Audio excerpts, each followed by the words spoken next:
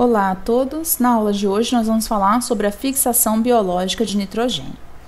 Nós vimos na aula de transformação de nitrogênio no solo que o nitrogênio ele pode entrar no solo de diversas formas, pela aplicação e entrada de resíduos orgânicos, pela utilização de fertilizantes e pela fixação biológica de nitrogênio, tá? Do nitrogênio que está presente na atmosfera. Nós vimos na aula anterior que esse nitrogênio que está na forma orgânica é disponibilizado após a decomposição, ou seja, a amonificação do resíduo, e esse nitrogênio sofre transformação pelo processo de nitrificação, convertendo NH4 em nitrato.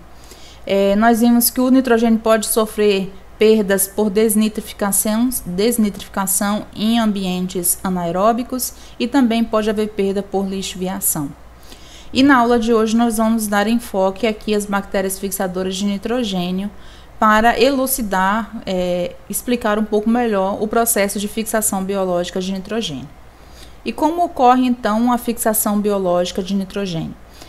Nesse processo, nessa reação, nós temos como substrato o nitrogênio gasoso na forma de N2, H+, e 16 ATPs e 8 elétrons. Então, pelo substrato necessário para a obtenção dos produtos, nós observamos que é uma reação com elevado gasto energético, são necessários 16 ATPs, é uma reação de redução, tá? Porque o nitrogênio ele vai sair de uma valência 0 para posteriormente uma valência -3. Como produto nós temos então a formação de NH3 do gás amônio, H2, né, o hidrogênio, na sua forma gasosa, devido à dissociação do ATP, nós temos a formação de 16 moléculas de ADP e PI. Esse processo ele vai ser realizado exclusivamente por organismos diazotróficos, micro-organismos diazotróficos. Então, o conceito de micro-organismos diazotróficos são micro-organismos capazes de realizar a fixação biológica de nitrogênio. Isso só ocorre porque todos os micro-organismos diazotróficos apresentam um complexo enzimático denominado nitrogenase, tá? Esse complexo enzimático ele é formado por duas subunidades, uma subunidade ferroproteína e uma outra subunidade molibdênio ferroproteína. Nessa primeira subunidade, ela vai ser responsável pela desfosforilação do ATP, formando a de PI, né? Tem aqui como substrato, e também pelo processo de oxidação da ferredoxina. A ferredoxina vai doar, então, elétrons para o ferro. Esse ferro vai sofrer, então, um processo de redução, depois há uma transferência dos elétrons para esse complexo de ferro-molibdênio, e esse complexo vai então sofrer oxidação doando seus elétrons para o N2, tá? E nesse processo nós temos como substrato o N2 e prótons, e liberando então NH3, gás amônio, e o gás hidrogênio. A fixação biológica de nitrogênio ela é realizada por diversos micro-organismos presentes no solo. Então, existem grupos de micro-organismos que realizam a fixação biológica de nitrogênio de forma livre, como, por exemplo, cianobactérias. Esses micro-organismos não precisam estar em associação com nenhum tipo de espécie, nenhuma espécie vegetal. E no caso das cianobactérias, elas fixam carbono num processo de fotossíntese e vai conseguir realizar a fixação de nitrogênio através do processo de fixação biológica. Micro-organismos considerados associativos são aqueles micro-organismos que vão viver próximo ao sistema radicular, na zona de rizosfera, ou seja, aderidos ali bem próximo ao sistema radicular, ou então no interior das plantas.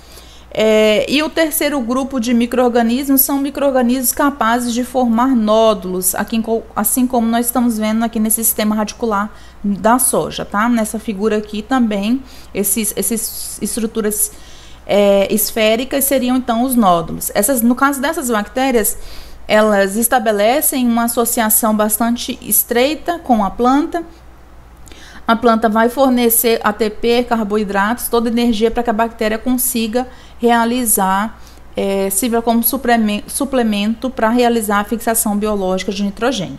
Então, essas bactérias podem viver livres no solo fazendo fixação biológica de nitrogênio. Tem grupos de bactérias que ficam ou próximas ao sistema radicular ou no interior das plantas, nos tecidos vasculares, e há bactérias que formam nódulos, que seria então o rizóbio ou bactérias simbiontes nodulíferas. Vamos falar então de cianobactérias diazotróficas. Essas cianobactérias diazotróficas, elas estabelecem simbiose com diferentes grupos de organismos vivos. Tá? Então, nós temos exemplos de cianobactérias que estabelecem simbiose com diatomáceas, realizando a fixação biológica de nitrogênio nos oceanos. Existem cianobactérias que realizam simbiose com fungos, formando então os líquens, bastante importantes no processo inicial de formação dos solos e de ambientes úmidos. E há cianobactérias que conseguem estabelecer simbiose com plantas pteridófitas. Um exemplo seria a cianobactéria nostoque realizando simbiose com a azula. No caso da simbiose de cianobactérias com a azula, são observadas a simbiose de dois grupos principais de cianobactérias, do gênero nostoque e do gênero anabaena. Essa simbiose é uma simbiose considerada de elevada eficiência porque consegue fixar até 120 kg de nitrogênio por hectare no ciclo da azoula. Tá? Essa azoula vai ser uma planta aquática. Então, no período de 40 a 50 dias, que seria o período que é realizada a incorporação desse material, a retirada desse material, em alguns trabalhos registrou-se uma fixação biológica de até 120 kg de nitrogênio por hectare, o que seria necessário para suprir o ciclo de algumas culturas, tá? Como o ciclo do milho, por exemplo, a adubação utiliza em torno de 120 kg por hectare. Isso ocorre porque esse material, a biomassa que é formada, ela apresenta uma concentração muito elevada, de em torno de 4 a 5% da biomassa em nitrogênio, ou seja, em torno de 40 a 50 gramas por quilo da biomassa formada. Isso seria então a concentração, tá? E o conteúdo final seria em torno de 120 quilos por hectare.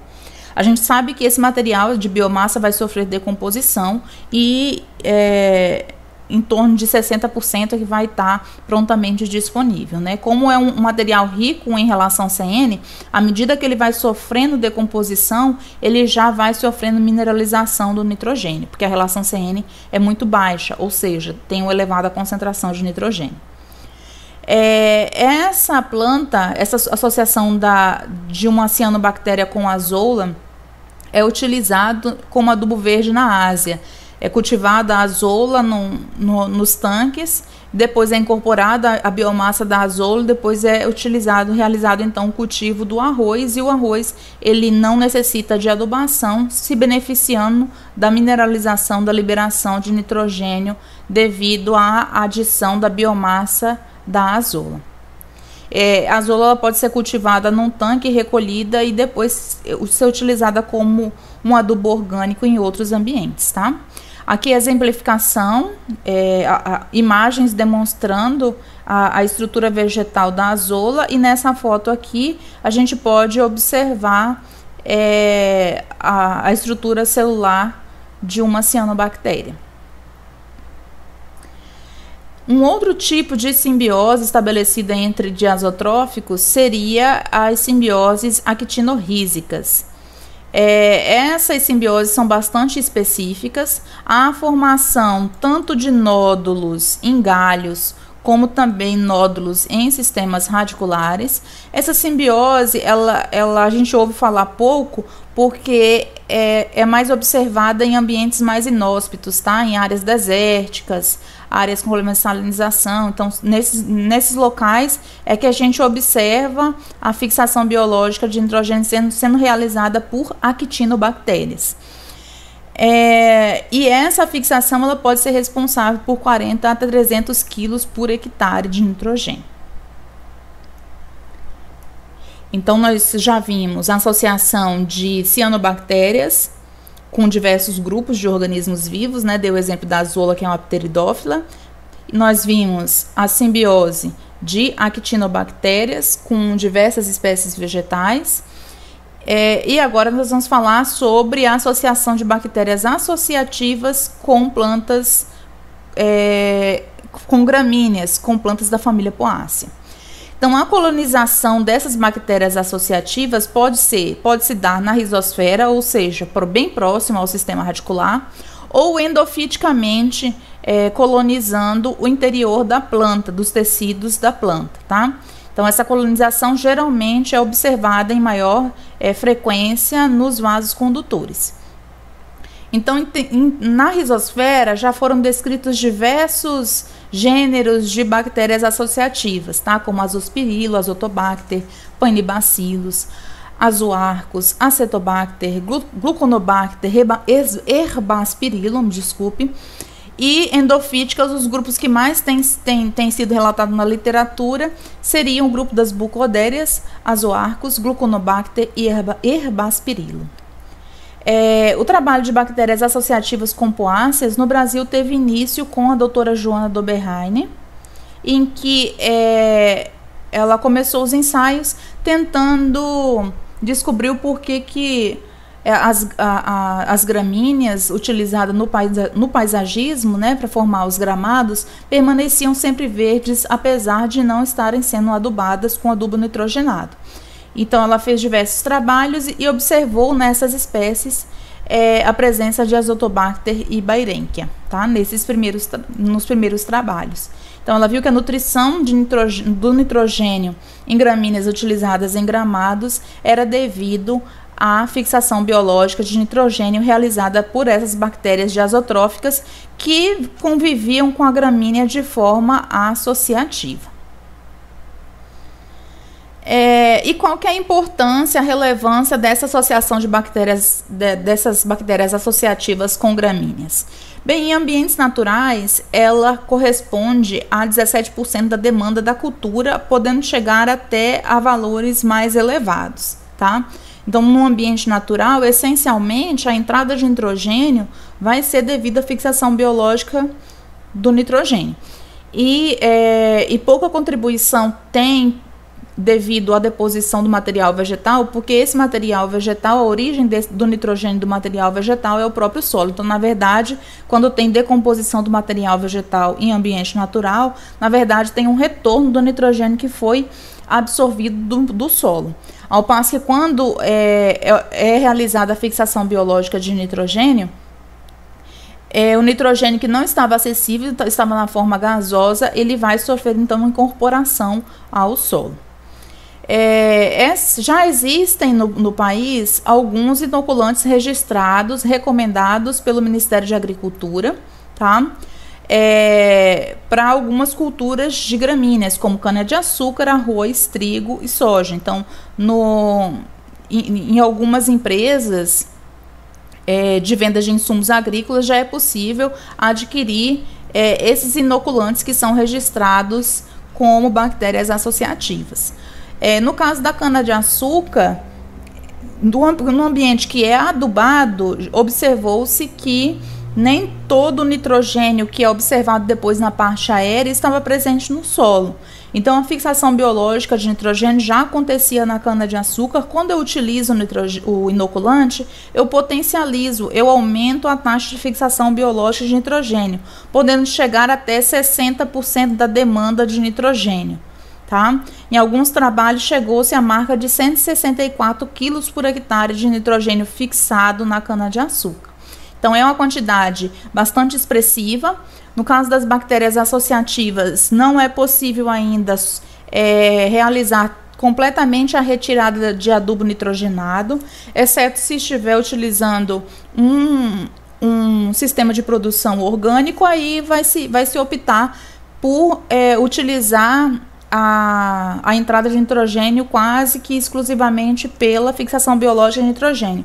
Mas em ambientes em que não é adotado a agricultura orgânica, em torno de 60% pode ser suprimido devido à fixação biológica de nitrogênio promovida pelo uso de inoculantes registrados no Ministério de Agricultura, Pecuária e Abastecimento, tá?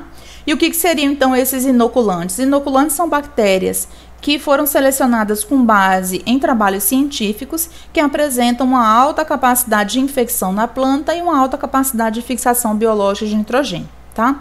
Então, antes de um inoculante, uma bactéria ser recomendada para o uso de inoculante, ela passa por diversos testes. Esses dados são direcionados ao Ministério de Agricultura, Pecuária e Abastecimento, e depois então é que é autorizado a comercialização dessa bactéria. Ela só vai ser comercializada como inoculante registrado se apresentar uma considerável eficiência. Então, além da fixação biológica de nitrogênio, essas bactérias também realizam outros efeitos na promoção do crescimento vegetal, tá? Como a produção de hormônios, a produção de vitaminas. Esses hormônios podem ser hormônios como auxinas, por exemplo, que vão contribuir para o desenvolvimento vegetal. Vitaminas que são cofatores de algumas reações bioquímicas que ocorrem na planta. E também podem realizar o controle biológico, devido à produção de antibióticos ou devido à competição dos sítios de infecção, tá? Então, além da fixação biológica de nitrogênio, bactérias associativas também apresentam outras atividades de promoção de crescimento de plantas, como produção de hormônios, produção de vitaminas e o controle biológico. O quarto grupo de simbiontes seriam as bactérias fixadoras de nitrogênio nodulíferas de leguminosas, tá? O nome é bastante grande. Eu vou utilizar a nomenclatura vulgar, que seria o rizóbio. Essa nomenclatura vulgar, rizóbio com o no final, é originária dos primeiros gêneros descritos de bactérias nodulíferas, que seria Rhizobium, tá? Esse gênero de bactéria. Eu não vou trazer para vocês aqui espécies de bactérias nodulíferas em leguminosas, porque hoje em dia já tem relatado na literatura diversos gêneros de bactérias. A gente ouve falar em maior frequência do Bradyrhizobio porque é o inoculante da soja e apresenta elevada eficiência na fixação biológica de nitrogênio. Mas nós já observamos rizóbios presentes nos filos alfa-proteobactéria, beta-proteobactéria, gama-proteobactéria.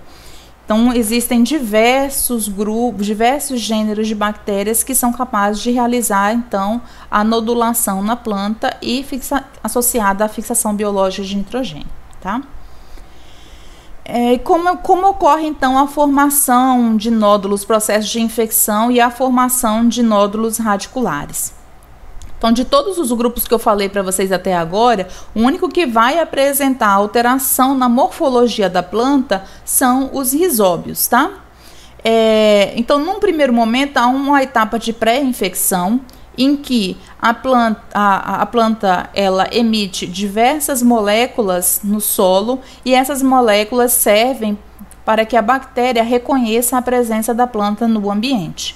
Ao reconhecer que existe uma planta capaz de sofrer infecção, as bactérias elas vão começar a se dividir para poder aumentar o número de bactérias naquele ambiente. Há um processo de pré-infecção em que várias bactérias vão se aproximar aqui dos pelos radiculares. O processo de infecção propriamente dita é quando a bactéria consegue adentrar a célula vegetal. É formado então um cordão de infecção e até a colonização do interior da anatomia do pelo radicular. Após esse cordão de infecção e estabelecimento da bactéria no interior da raiz, há então a formação do nódulo propriamente dito. E nós dizemos que há um funcionamento do nódulo quando o nódulo começa a realizar a fixação biológica de nitrogênio, quando ele começa a apresentar essa coloração aqui mais avermelhada, tá? Então, nessa foto, vocês podem observar que o nódulo está com a coloração meio verde. Então, é a etapa de formação de nódulo. Essa parte aqui que aparenta estar mais líquida, tá? Aqui no interior do nódulo, eu não tenho tecido vegetal. Aqui eu só tenho bactéria no interior, tá? Bacterióide, na verdade. Quando a bactéria ela adentra o tecido vegetal do sistema radicular, ela forma estruturas um pouco bem maiores do que é observado livre no solo, e há diferenciação então da célula de bactéria para bacteroide. Essas células, como vocês podem ver, tem uma coloração mais esverdeada. Há divisão de vários bacterióides para que haja colonização no interior do nódulo, mas não está havendo a fixação propriamente dita. Só está havendo a fixação propriamente dita quando o nódulo apresenta essa coloração avermelhada, tá? Essa coloração avermelhada é devido à presença da leg-hemoglobina, que é utilizada no caso do risóbio para carrear o oxigênio no interior do nódulo. Por quê? Porque a nitrogenase ela tem a sua atividade inibida na presença do oxigênio. Se o oxigênio se ligar a algum dos sítios de ligação da nitrogenase, ela não vai ser capaz de se ligar ao nitrogênio e realizar a fixação biológica de nitrogênio. Então, no interior do nódulo, o oxigênio não pode ficar livre, ele deve ser carreado. E ele é carreado, então, pela leg-hemoglobina, que é semelhante à hemoglobina do nosso sangue. E o que indica a presença da leg-hemoglobina é indicada por essa presença avermelhada nos nódulos, tá? Então, aqui é uma microscopia de um nódulo. Nessa parte de cá, a gente tem o sistema radicular, tá? Aqui eu tenho tecido vegetal na parte mais externa, tecido que envolve o nódulo, e essa parte aqui bastante avermelhada é a parte que vai estar presente essencialmente células de bacteroides de risóbio, tá? E é onde a fixação biológica de nitrogênio vai ocorrer propriamente dita. Esse bacteroide vai fornecer então nitrogênio na forma de NH3, que vai ser rapidamente incorporado às células vegetais. Incorporado e vai adentrar, esse NH3 ele vai ser rapidamente incorporado ao metabolismo vegetal no ciclo do nitrogênio. Já existem diversos inoculantes registrados pelo Ministério de Agricultura, Pecuária e de Abastecimento para serem utilizados para leguminosas. Aqui há uma diferenciação em relação às gramíneas, porque no caso das associativas, quando se seleciona uma bactéria que tem um alto potencial de fixação biológica de nitrogênio, esse mesmo inoculante ele tem um efeito semelhante, ele consegue apresentar elevada eficiência para diversas espécies vegetais de poáceas. Então, tem inoculante, essencialmente o mesmo inoculante que vai ser recomendado para o arroz, vai ser recomendado para o milho e para o sorgo também. Ao passo que aqui, com o risóbio, geralmente são utilizadas no inoculantes bactérias diferentes para diferentes grupos de leguminosa, tá? Então, inoculante para a soja vai ser um inoculante, para outras espécies vegetais, como feijão, por exemplo, já vai ser um outro inoculante. Tem inoculante que vai ser composto por mais de um risóbio, mais de uma estirpe de risóbio. Tem inoculante que vai ser produzido a partir de uma única estirpe de bactéria, de risóbio. Mas todos, para serem comercializados, eles têm que apresentar elevada eficiência e serem registrados pelo Ministério de Agricultura, Pecuária e Abastecimento, tá? Então, já existem no mercado uma lista bem considerável de inoculantes que podem ser utilizados como inoculante, de diversas estirpes de bactérias que podem ser utilizadas com inoculantes, tá? Então, as principais culturas de leguminosas, o feijão, a soja, o amendoim, a crotalária, a mucuna, né, diversos adubos verdes que são leguminosas, todos já apresentam estirpes recomendadas pelo Ministério de Agricultura. O que o que dificulta, digamos assim, a utilização desses inoculantes na agricultura é a disponibilidade comercial, porque geralmente são comercializadas culturas que são produzidas no país em larga escala. Como, por exemplo, a soja não há dificuldade nenhuma, nitrogênio já não há mais dificuldade em adquirir inoculante para essas culturas. Mas outras espécies, como, por exemplo, um feijão de porco, feijão calpi, já vai ser um pouco mais difícil, a disponibilidade já não é tão facilitada assim. O calpi está melhorando porque está aumentando-se a área de produção do calpi. De todas essas simbioses, a simbiose maior que tem sido relatada como maior sucesso seria a do Bradyrhizobio com a soja, né? Do gênero Bradyrhizobio com a soja.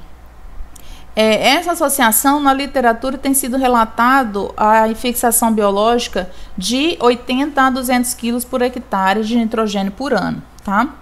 E nesse caso, no caso da soja, todo o nitrogênio requerido pela planta, ele pode ser suplementado via fixação biológica de nitrogênio. No caso do feijão, por exemplo, já não há essa substituição completa. A gente utiliza geralmente uma dose de arranque de nitrogênio, uma dosagem pequena, mas já se consegue substituir de 60% a 80% do adubo utilizado no feijão através da utilização de inoculante, tá?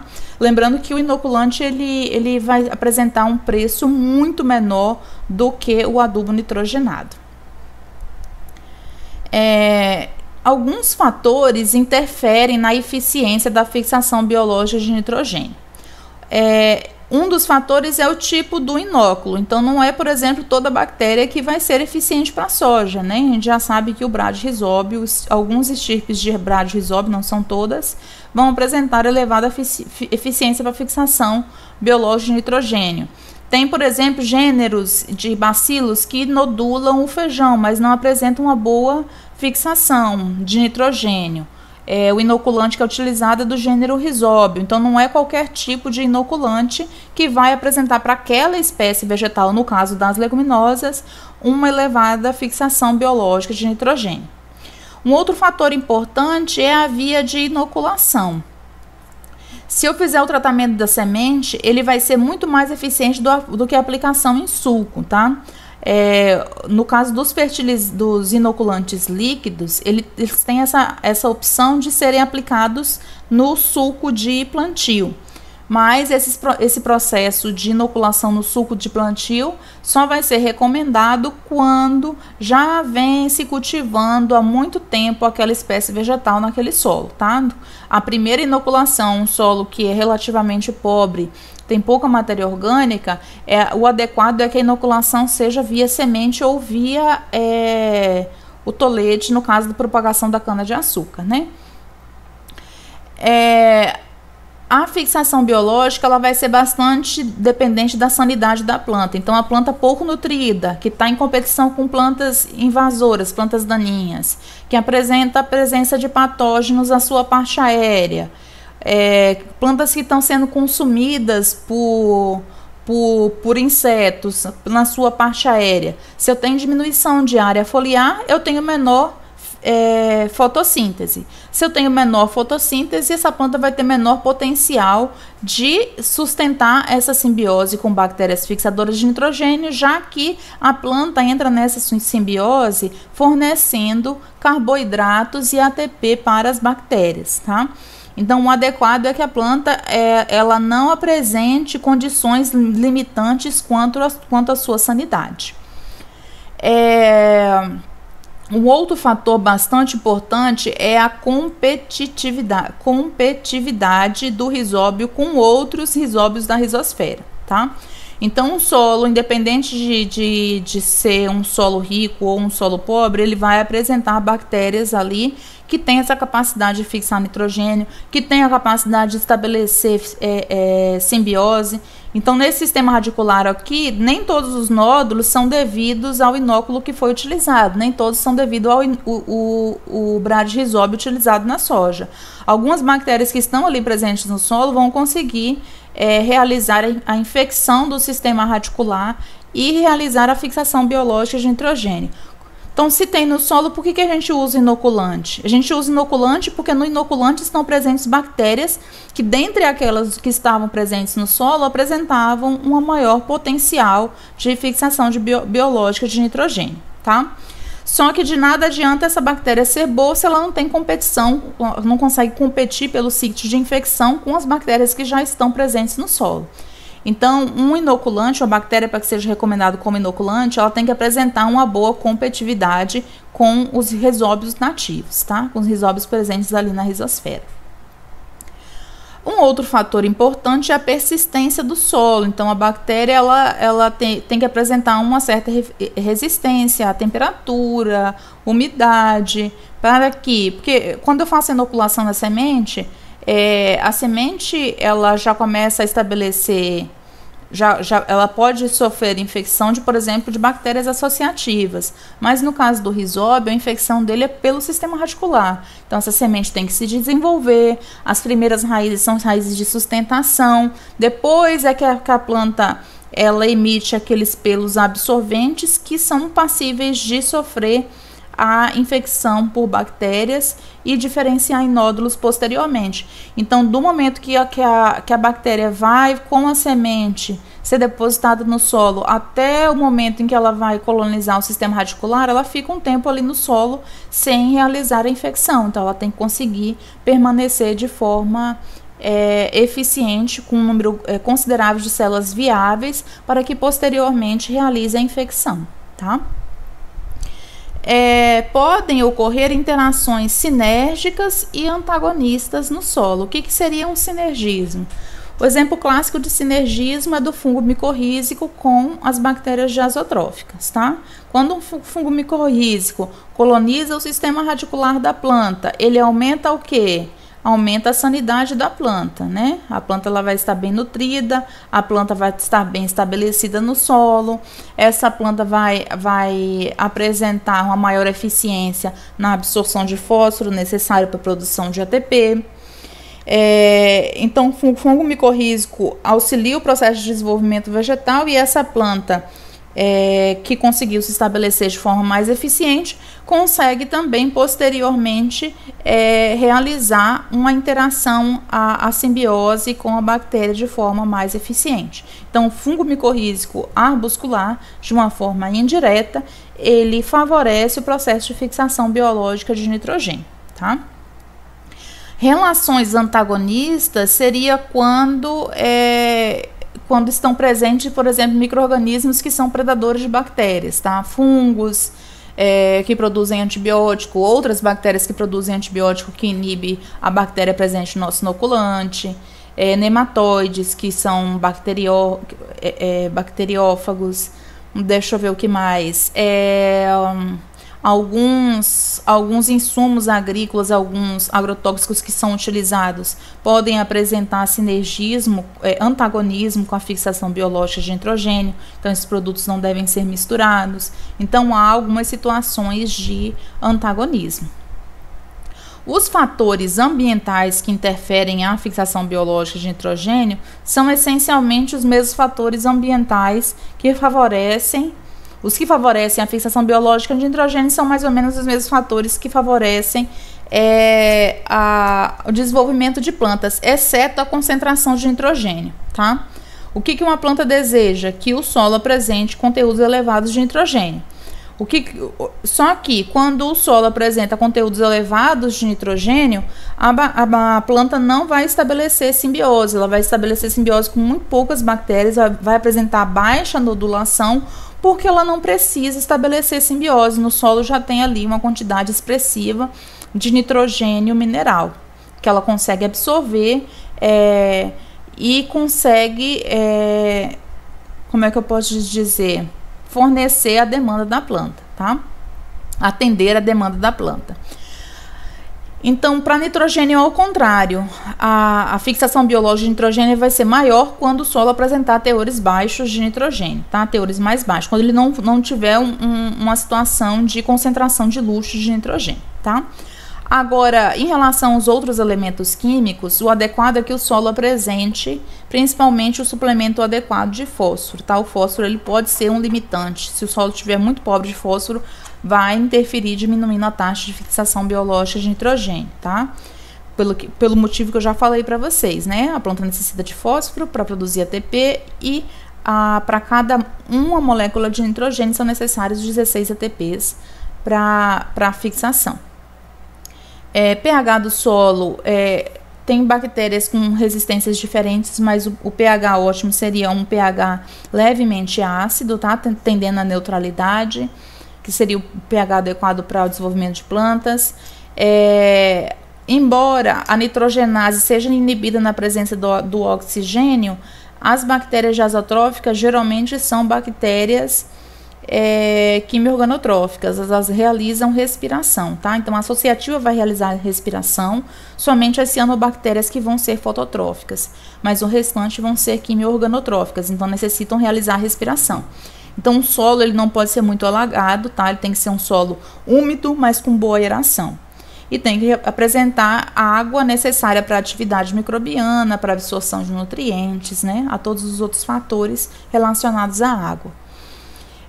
O adequado é que o solo não apresenta elevadas concentrações de poluentes, né? Como metais pesados, teor elevado de alumínio. Alumínio já há um engrossamento do sistema radicular, o que prejudica o processo de infecção por bactérias diazotróficas. Então, essencialmente, com exceção do nitrogênio, o adequado é que o solo apresenta todas aquelas condições adequadas para o desenvolvimento das plantas. Então, como considerações finais, a gente tem que lembrar, depois dessa aula, que o processo de fixação biológica de nitrogênio, ele é um processo extremamente importante, é um serviço ambiental extremamente importante, tá? A gente diz que há praticamente zero impacto ambiental, porque este processo ele não necessita de realizar desmatamento, extração, né? Os recursos necessários que são utilizados é o nitrogênio presente já na atmosfera e são utilizadas bactérias, então quase não tem impacto ambiental. Na verdade, é um processo que vai ser denominado como serviço ambiental, ou seja, uma função ecológica que favorece a produção agrícola. Esse é um processo que apresenta considerável vantagem econômica, tá? A utilização do inoculante é muito mais barato do que a utilização de um adubo mineral ou adubo orgânico. Já nesse processo, é um processo que já se tem um considerável conhecimento científico, então nós já temos produtos que já são comercializados há anos com base no conhecimento científico da fixação biológica de nitrogênio, como é o caso, por exemplo, do inoculante da soja, mas é uma área que também ainda apresenta um elevado potencial biotecnológico. Algumas espécies vegetais ainda não se tem estudo, ainda não foi descoberto bactérias que apresentam uma alta taxa de fixação biológica de nitrogênio, ou porque é uma planta promíscua como por exemplo o feijão. Existe o inoculante, né, mas já se vem pesquisando feijão há muitos anos, mas a dificuldade em se estabelecer o inoculante para o feijão foi porque é uma planta promíscua que ela realiza simbiose com diversos grupos de bactérias e algumas dessas bactérias não apresentam elevada eficiência na fixação biológica. Eu dei aqui o exemplo do feijão, mas tem espécies, por exemplo, que são pouco comercializadas no país, que ainda não há estudo, ainda não há um inoculante recomendado, tá? Então, com isso eu finalizo a aula. Qualquer dúvida, estou à disposição de vocês.